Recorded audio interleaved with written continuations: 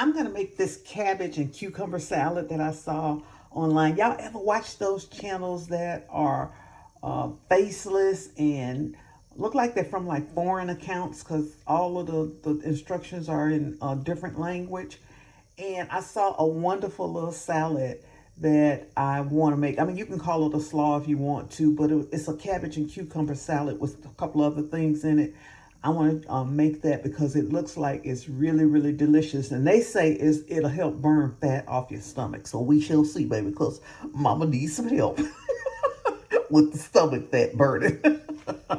So hold on. We're going to start off with, I don't know if I'm going to do more cabbage or not, but right now I'm going to start off with this and salt the cabbage and put it aside and then cut this cucumber up. So here's the cabbage with a little salt on it in the bowl, and now we're going to do the cucumber. Excuse me, we're going to do the cucumber and the carrots. Got some carrots going into it too. That's the cabbage. Also, we're going to pour some hot water to cover these onions up, to soften them up and cut that bite of that onion. Now, normally I wouldn't do this, but I'm trying to follow this recipe the way that they did it because I like the bite of onion. I don't have a problem with it. And if I was washing my hair today, once we drained these onions that had that onion water, I'd have washed my hair with that onion water. But I'm not washing my hair today, so we're going to let that sit for about 10 minutes and then finish cutting up the carrots and the cucumbers. There are the few cucumbers that I had. I left a little of the green on the cucumbers. Now I'm going to grate this carrot. And I'm just going to grate it using my box grater like this. And the onions are out of the water. So now we're going to grate this carrot. This is a Honeycrisp apple. I'm going to cut this apple in half and add about a half of this apple to the salad. Okay, and then we're just going to be ready to dress it and eat it. It really, really looks like it's a really good salad. So let's cut this apple up. So there's a half of the apple. I leave the apple skin on. They didn't in their video. I'm leaving the apple skin on because I think it's important.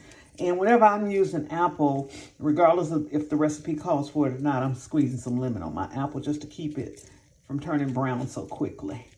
So that's the apple. We're just going to toss this in. And then we're going to make our vinaigrette out of lemon juice, freshly squeezed lemon juice, a clove of garlic, a little honey, and a little olive oil.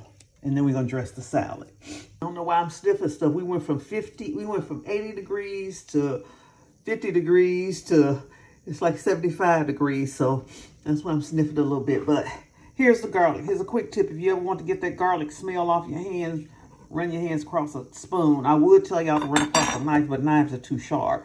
Anything stainless steel. You can even use your faucet if your faucet is stainless steel, and then wash your hands and that smell will be gone. That's one tip. Here's another tip. Anytime you got to add honey or molasses or, something that's sticky like that, and you're using olive oil, whether you're using olive oil or not, coat your spoon with a little bit of oil and then put the honey or the molasses in the thing and it'll slip out. It'll come out much easier, okay? I'm going to add a little olive oil and a little bit of honey, and then we're going to dress this salad. So here's our dressing for the salad. I don't really like a lot of dressing on my salad, y'all. I could just put salt, pepper, and lemon juice on there, on the vegetables, and put a little cayenne on it, and I'd be happy. Now, they didn't put cayenne on y'all, but y'all know I like cayenne because I'm old and I need that blood fluid, baby. So I sprinkle a little cayenne on everything. So I'm going to add a little salt, a little pepper, a little cayenne, and then sprinkle this over the salad. And we're going to plate up and be ready to eat. Okay, here's a quick tip. If you like cayenne if you like cayenne like I like cayenne, don't add it to the whole salad because you may have guests coming over and they might not like cayenne. Just add it to yours, because since I know I'm the only one that's going to be eating this, that's why I went ahead and add the cayenne. So it's got just a little bit of salt because remember I salted the cabbage, so the cabbage got a little salt in it too. So it's just a little bit of salt, some pepper, some cayenne, and then we're going to put this dressing over it, and then we're going to plate up. Oh man, y'all, that's good. That garlic just takes it to another level. Now, I'm not a big salad dressing type of person, even if it is homemade vinaigrette. I don't like a lot of dressing on my vegetables. So if you want to make more than what I did, you just do that. But man, this is killer right here. This is so good. Oh God, God, it's good. It's good. So here's my plate. I'm going to eat this salad first. And then I'm going to have me some, what I'm kind of calling healthy snacks. And I can't show that to y'all here because what I'm getting ready to do is I'm getting ready to go live and show how you can have healthy snacks on those Friday nights with your kids for movie night or Saturday night or whatever night it is of the week that you're doing, movie night or whatever. I'm going to show you some healthy snacks alternatives, but because I know I'm going to be eating snacks, I needed to get something good in my system today. So I wanted to do this salad as a way to get some good vegetables in me before I start snacking, baby. Okay, so I want to encourage y'all to go over there and watch my live. It's going to be called Come Eat With Me, episode 7. You can either watch it live or you can watch the replay. Just click on live when you go to my channel and you will see it there. Okay? Okay. So this is how I meal prep meat instead of cooking all the meat like on a Sunday for the whole week. I take, let's just say for instance, these 4 chicken thighs, or maybe you got chicken breasts or whatever. Instead of cooking all those breasts on one day, what I do is I wash, clean, dry, and season my meat. And then I decide when I'm going to eat. Like today, I'm going to eat that leftover salad that I made yesterday. I had some left from that belly fat salad. I'm going to eat that belly fat salad. But in addition to that, I'm going to eat me two chicken thighs because I know I need some protein.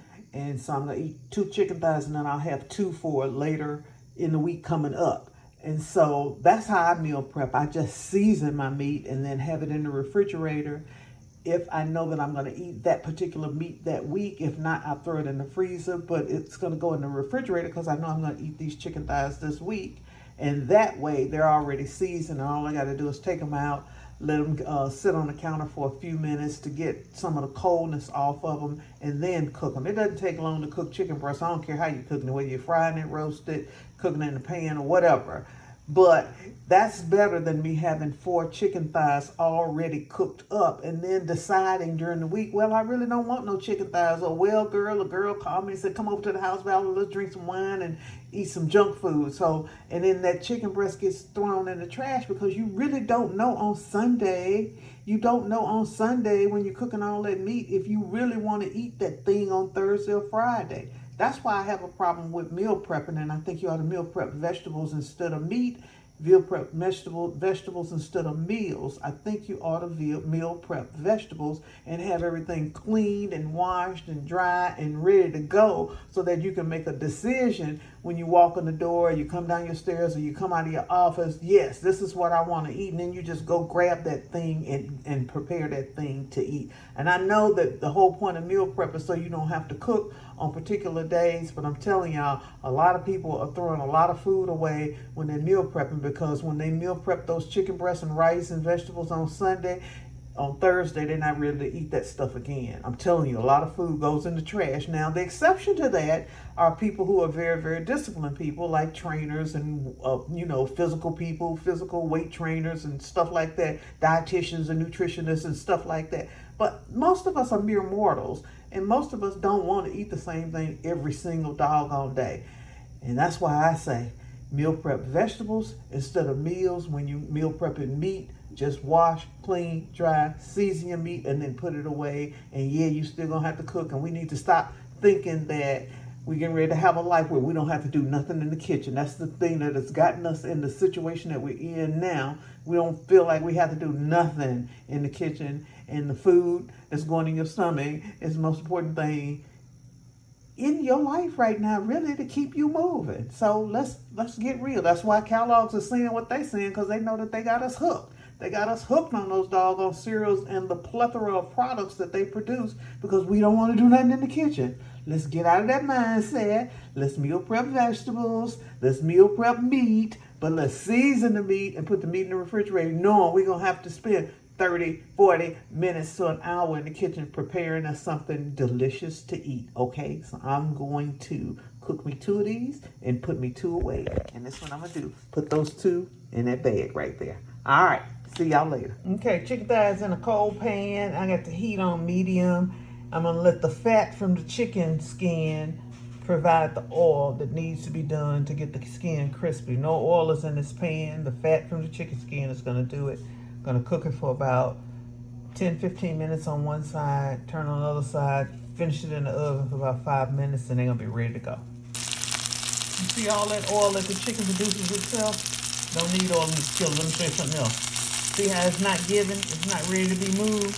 The meat will tell you when it's ready to be moved. Once it's ready to be moved, it will come up, lift up very easily off the skillet. It's telling you to leave it alone. Let it do its thing.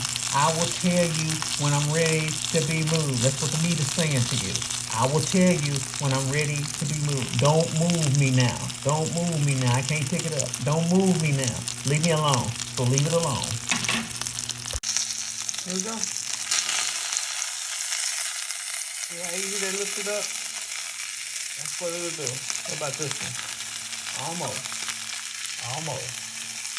Almost. Okay. Yep. That's what it'll do. So I'm going to put this in the oven for about 5-10 minutes to let it cook internally on 375. And I want to wipe up some of that oil. Okay? Like that. And now it goes in the oven. This is how I'm rolling today. Y'all go out and make it a great day. I'm Val Taylor. I will see y'all on the next video. Bye now.